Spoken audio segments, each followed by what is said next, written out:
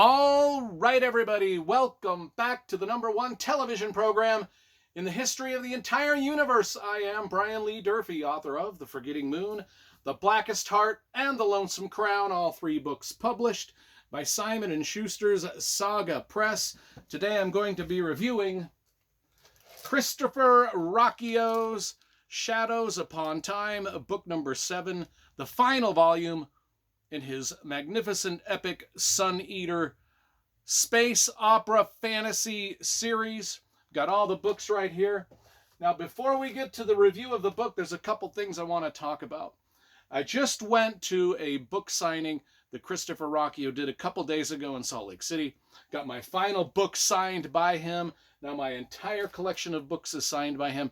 While I was at the book signing, the bookstore was selling this special edition Empire of Silence that is absolutely magnificent. So if you don't have a hardcover copy of this book, because they're hard to find, a new special edition is out with these cool sprayed edges. It's got a dynamite map of our galaxy in here, and it's got an opening, sort of an introduction by Christopher himself. And in the back, there's some other special features. It's just a cool book that they put out, and it's got a lot of shiny stuff on the front. Like everything on the shunt. We'll edit that out. I don't even know what that is. Everything on the front of this is extra sparkly and shiny, so this book is cool. That's what I wanted to show you first. What I want to show you next is how the entire series now looks on the bookshelf. So all 7 books, as you can see, they look dynamite on the bookshelf. We get all of the books here. Book number 6 is, for some reason, slightly taller than the others, which, you know, the bookshelf aesthetics, the bookshelf integrity, it's fucked up. But I'm actually quite glad that this book is a little taller now, because when I hung out with Christopher, when this book came out, he signed it and actually said, "Sorry about your bookshelf."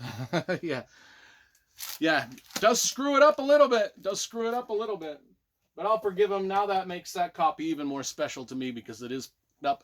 And Christopher signed it, acknowledging that it's up. So that's the way the entire thing looks on the shelf. My history with Christopher goes back to the first time both of our books were published. You know, my first novel came out about the same time his first novel came out here. And we've done dozens of book signings together at different Comic-Cons and different things like that. Just one of the greatest people in the science fiction and fantasy, you know, world of literature, and I just adore the guy, and I'm glad whenever he comes through Salt Lake or whenever I meet him at a Comic-Con somewhere. Anyway, let's talk about this book. That's what we came for.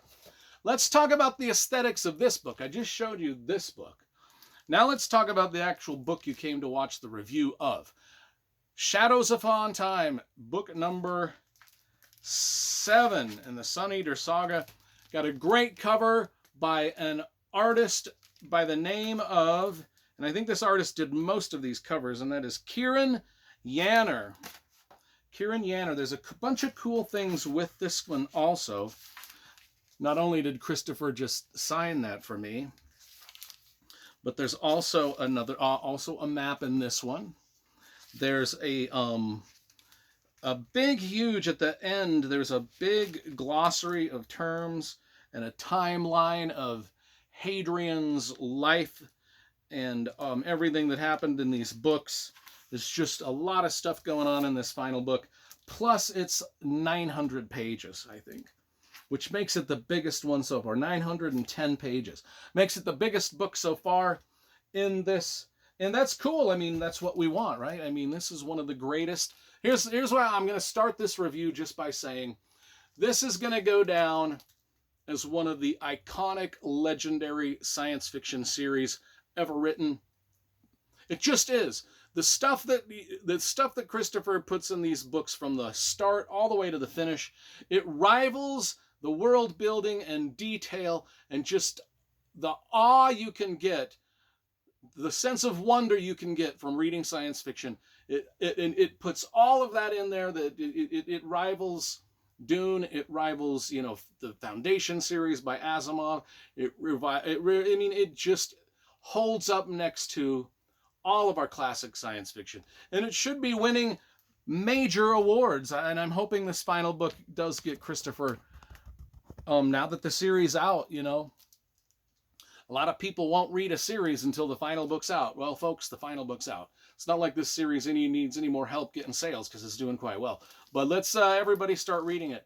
There's another edit I got to do. I can't even speak. I don't even know why I try to speak out loud. So, Star Killer Machines. Well, the first thing I want to do, I just want to read out of this. There's a little passage I wanted to read out of book 1. Because this is the passage on page 2 of book 1 that sold me on this series some 10 years ago when it first came out. So, dangerous things, names, each one a kind of curse defining us, and so sealing our fate, or else challenging us, giving us destiny from which we might flee. I have lived a long life, longer than the genetic therapies the great houses of the peerage can contrive, and I have had many names. During the war, I was Hadrian Half-Mortal, and Hadrian the Deathless. After the war, I was the Sun-Eater. To the poor people, a Borisebo, I was a Myrmidon called Had. To the Jadians, I was Al Nerobles. To the Sealson, I was Oim Baloo, and worse things besides.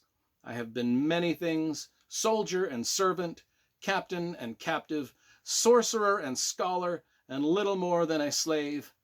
But before I was any of these, I was a son. That's the line. Those are the lines that sold me on reading this entire thing way back in the day, and they give us a lot of questions that we want answered. Those are the things that Hadrian Marlowe is known as in old age, as he's lived through his life, to live through all the adventures. And in book 1, of course, we didn't know what any of that stuff meant. However, now that we're through book 7, does Christopher Ruocchio answer all the questions of what all of those things mean? Well, you shall have to read this to find out. But I will tell you, it is absolutely fantastic. This is a book. There's star killer machines. There's gods that are being hunted and killed. This is what we've all been waiting for. And the book itself starts out with a tremendous bang, and answers are starting to be given. This book focuses on action and war and big, hard science fiction ideas and philosophy of all kinds, including xenocide and religion and alternate universes and alternate timelines, and how well Christopher Ruocchio understands these things, and how well he puts them in here in a respectable way for not only science but philosophy and religion. It's kind of like when I say in a respectable way, he at the book signing I went to just a couple days ago, someone asked him about the religion that he put in this book, and how how some science fiction writers, myself included, when they have religion in a story, can kind of like bash on religion, even kind of Star Trek and some of these things, sort of like downplay religion. Just in the future, there is no religion. Religion is just something that only us earthlings were stupid enough to believe. That's what a lot of science fiction authors do. But now Christopher Ruocchio, throughout this series, really put an effort into making religion a big part of his series. And not only that, but making it something that he wasn't denigrating. In other words, hey, what would happen to religion in tens of thousands of years from now, once humanity reaches the stars, gets on starships and meets other aliens? Not only that, what happens to humanity and their religions when we meet other aliens and we realize they have their own gods? And what happens if we start to fight these aliens and fight their gods, maybe even killing their gods. What happens? And how do we talk about this in a way that makes for just an entertaining story, and a story that makes you think, but also doesn't just talk down to religion itself, where a lot of science fiction, mine included, certainly does do that. Okay, so as those are the kind of the overarching themes that are going throughout the entire series. I can't, when you're on a book 7 of a series, you don't really want to mention a whole lot that's going on in here, just because you don't want to spoil things for people. And there's a lot of characters and a lot of things that have come and gone in this series through the first 6 books. A lot of heroes that we've met, a lot of villains that we've met that have come in and out of the story. And the plot, the plot itself, after his victory at Vorbosos, or I don't know how to pronounce any of the things that I'm going to in this book. Hadrian Marlowe, our main character, and Hadrian Marlowe narrates the whole story through his voice, as he's done for all the books. He is now a fugitive on the run, not only from the extrasolarians, but also from his own people, the Solan Empire, an empire that he has betrayed. Now he's hidden out beyond the borders of human space, and he awaits the arrival of the only ally he really has left, the Jadian Prince Kaim, Kaim, I don't know how to pronounce it. Anyway, that's kind of the basic plot of the thing. Meanwhile, the Cielsen, I don't know whether you would call them the bad guys or the antagonists or just a race of beings that inhabit this world, but the Cielsen have vanished, and the armies of men have kind of grown stale a little bit, but Hadrian himself knows that the Cielsen are probably not done yet, that they're just waiting for whatever, and to respond to this probably imminent attack from the Cielsen, Hadrian possesses a weapon, and just a weapon beyond description that, a war machine beyond description that will could end a lot of things, that could answer a weapon, a machine of war that could basically answer all of the questions that were posed on page 2 of book 1. Like, how did he get all of these names, including like Sun Eater and all of that? How did the Cielsen just fear him? All of that's answered with this, and I don't want to tell you what the war machine is. That's the fun of kind of going through this series and figuring it out yourself. I don't want to get into too much of the philosophy other than what I've spoken of, nor any of the characters too much. I don't really even want to mention like his daughter or some of the other characters that he's sort of collected along the way that also kind of helping him through this, and who betrays who and what happens to who and who dies and who lives and yada, yada, yada. I'm not going to say any of that. I'm not going to mention their names. I'm just going to say that this book is a 10 out of 10, and the series, as I said before, will go down in history as one of the top science fiction series of all time. And Christopher Ruocchio is still a young man. I mean, he's going to be writing for another 80 years. And he's already announced his next project, and it sounds awesome.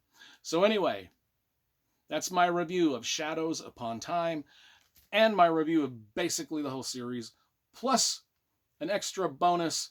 I showed you this little collector's book, which you have to admit, this thing looks spectacular.